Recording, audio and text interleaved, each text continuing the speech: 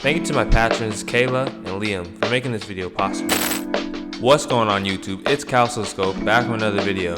Today I'm going to be showing you guys how to do my select highlights, select shadows method for player retouching and player refinement in Photoshop. The first thing I want you guys to understand is why we would do a selection of the highlights and a selection of the shadows. The reason being is because if we do a selection of highlights by themselves and then a selection of the shadows and then alter them as we see fit, this is where we can get a disparity between the shadows and highlights, which is ultimately what makes a player retouch look good. So when you guys hear things like player retouching and player refinement or mask refinement, it's really a big difference between the shadows and highlights, and this gives a more dynamic look to your subjects and a more dynamic look to how you are presenting subjects to an audience. It truly is an art in the way that you present your subjects to an audience, because their eyes go directly to who the focus point is, whether that be 1 through 5 through however many masks that you have. Pay attention to how I do this method and the range that I use, as well as other things that you can use on top of this method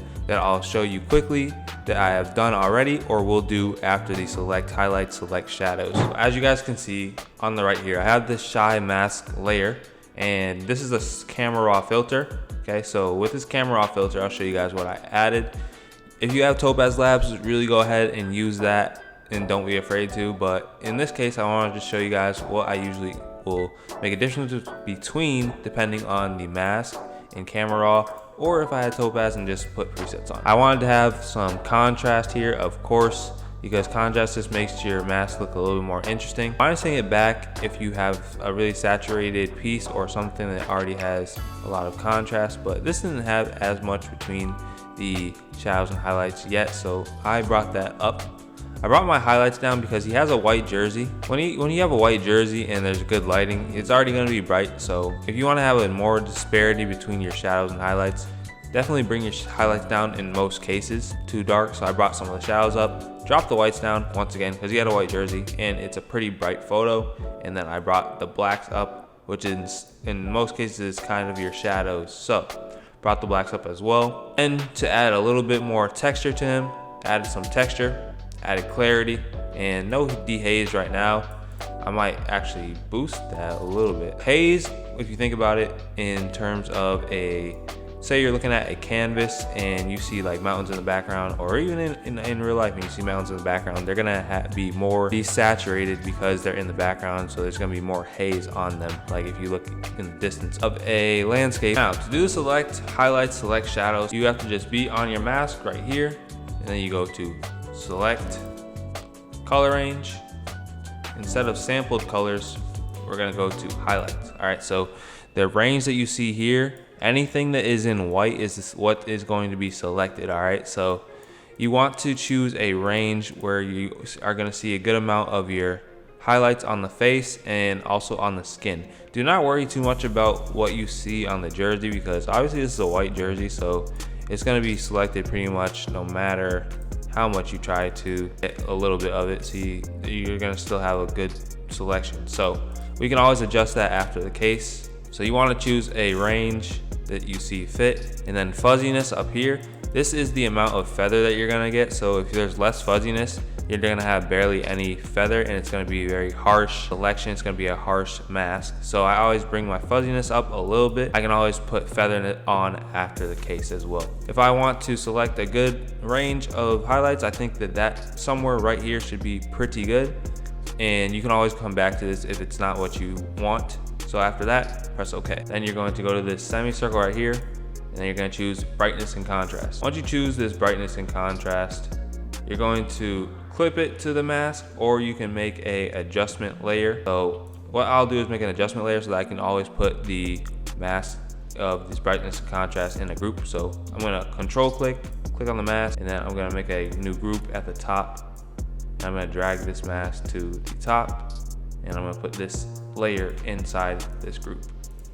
I'm gonna name this group player adjustment, and then I'm gonna go and see what this mask is talking about. So there you see, we're getting that nice brightness on the skin like we want, right? But the only thing is we're getting it everywhere. So once you get that nice brightness on there, you can see if you want to have that mask there or not. And I think I want a little bit more highlight. So what I'm gonna do is I'm gonna go back to this mask and I'm gonna go to select color range, and I'm gonna just drag my selection to be a little bit more. Okay, then we're gonna press OK again. And then we're gonna hit the layer mask, okay? And then we're gonna bring it back up again. And yeah, that's good.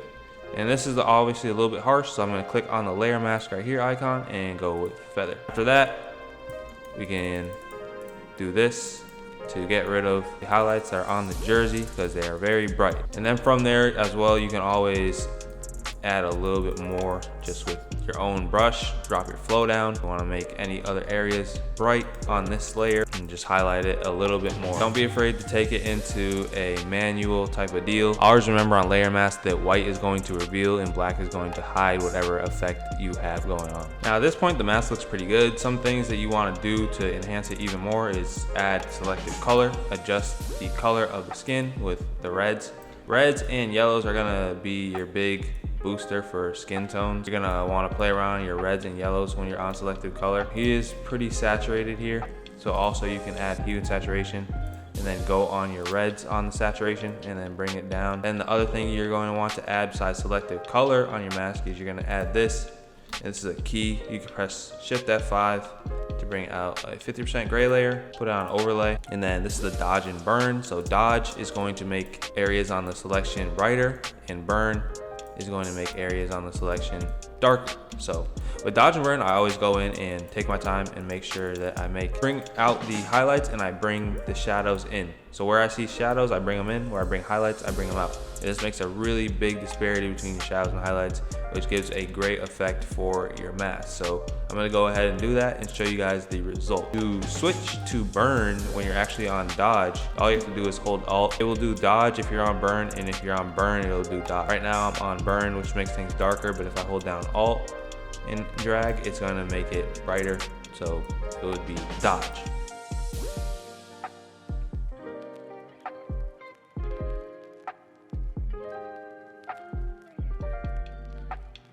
Now you guys see how far we have come just in a little bit of time. Definitely took my time with the dodge and burn. You really want to take your time with dodge and burn. So going down and making this more dynamic, looking more, in my case, I like to say more cartoony, more painterly. That's a big thing with player retouching, is making it look more painterly, and that's kind of my style that I like to give off. So I went in this direction with the reds, making it a little bit deeper red, and then with the yellows, I also made them more deep. The black for the eyes, actually just added a layer and then put a couple of white dots in the center of the eyes for the highlights of the pupils and iris. And then I added an exposure layer just to bring them out. Since eyes are something that people look at, I always like to add a little bit of a nice effect on them. Select and highlight shadows, which is the main focus. Select in the highlights, select the shadows, and you guys see how it makes it look a lot more dynamic. Brightness up on the highlights, woo! And then the shadows down just a little bit. For the jersey, I desaturated the jersey. You guys see how it has a lot of different red tones and yellow tones. I brought the jersey to a desaturated point, which makes it look more professional, more nice, and brought my yellows down here from it, and I brought my reds down as well. Depending on your light source, that would be the next step of the player refinement, but for now, select highlights, select shadows. So that's gonna do it for this video. If you guys liked, definitely be sure to go and give this video a thumbs up. Subscribe to the channel if you're new, and let me know what video you guys want to see next on the channel. I have a good amount of things planned that I have been experiencing and working through, so it would be greatly appreciated if you guys let me know down below what you'd like to see. Support me on Patreon, the link will be in the description. It's a low monthly fee that helps your local artists, so I'd really appreciate it, guys, and go join the almost 60 patrons that are already active and receiving extra content outside of YouTube and supporting me. That being said, stay scoped. I'll catch you guys in the next video. It's been CALSOSCOPED. Stay scoped. Peace.